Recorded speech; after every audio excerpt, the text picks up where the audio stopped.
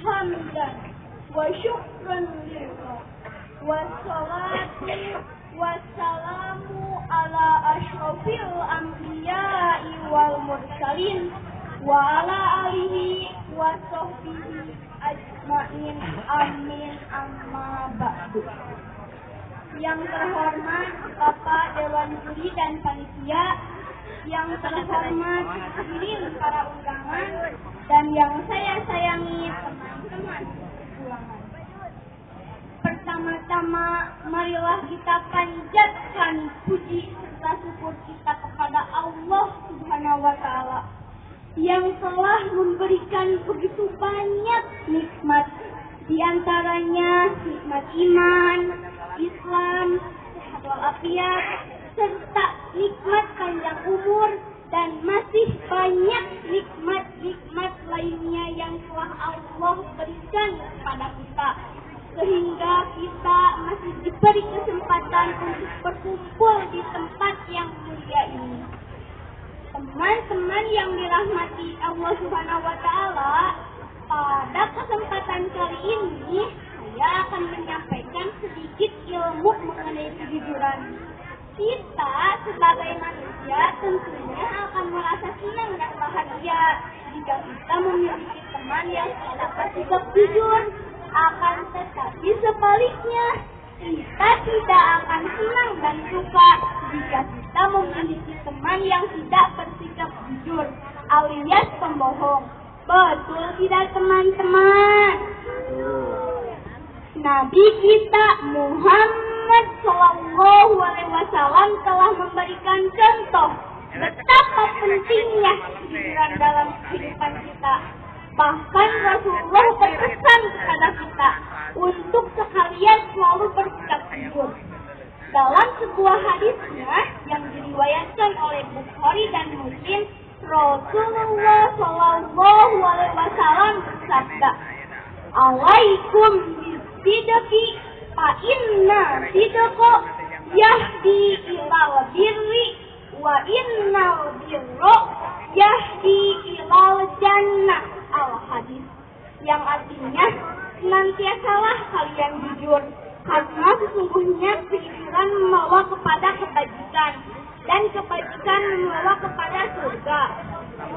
Dari hadis di atas ambil kesimpulan bahwa orang yang selalu bersikap jujur, dia akan ingat bahwa dia selalu dilihat dan diawasi oleh Allah Subhanahu wa Ta'ala.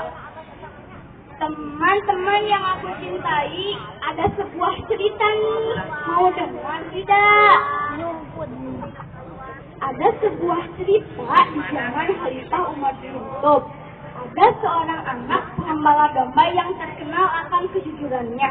Sang Khalifah penasaran untuk mengetes kejujuran sang anak itu. Lalu sang Khalifah datanglah kepada anak tersebut dan bertanya, "Wahai anak kecil, bolehkah aku beli satu saja dari domba-dombamu dengan harga 3 kali lipat?" "Maaf tuan, ini bukan domba-domba saya. Saya di sini hanya pengembala domba milik tuan saya," jawab anak tersebut. Lalu sang Khalifah Umar kembali bertanya, "Bukankah ini jumlahnya lebih banyak jika ku beli satu saja? Atau kau katakan kalau dombamu mati dimakan serigala?" "Betul sekali tuanku tidak akan tahu, tapi Allah Subhanahu wa Ta'ala pasti mengetahuinya," jawab anak tersebut, membuat sang Khalifah menangis bahagia. Subhanallah, cerita di atas adalah contoh kecil di mana kejujuran harus dilakukan di semua kondisi dan situasi. Karena sesungguhnya Allah Subhanahu wa Ta'ala pasti mengetahui apa yang dilakukan oleh manusia. Maka dari itu kita harus selalu bersikap jujur di sekolah, di rumah, sendiri, maupun banyak orang harus berperilaku jujur kepada orang yang lebih tua, guru, saudara, dan juga teman. Kita harus selalu bersikap jujur. Teman-teman yang aku cintai, akan tetapi pada zaman ini kejujuran semakin langka. di sana, di sini terjadi banyak sekali kebohongan. Korupsi semakin merajalela, dari yang muda sampai yang tua, dari orang yang gak punya sampai orang kaya raya, dari rakyat jelata sampai pejabat negara. Semua berlomba-lomba dalam kebohongan demi kepentingan pribadinya. Na'udzubillahi min. Semoga kita semua bukan termasuk orang-orang yang seperti itu.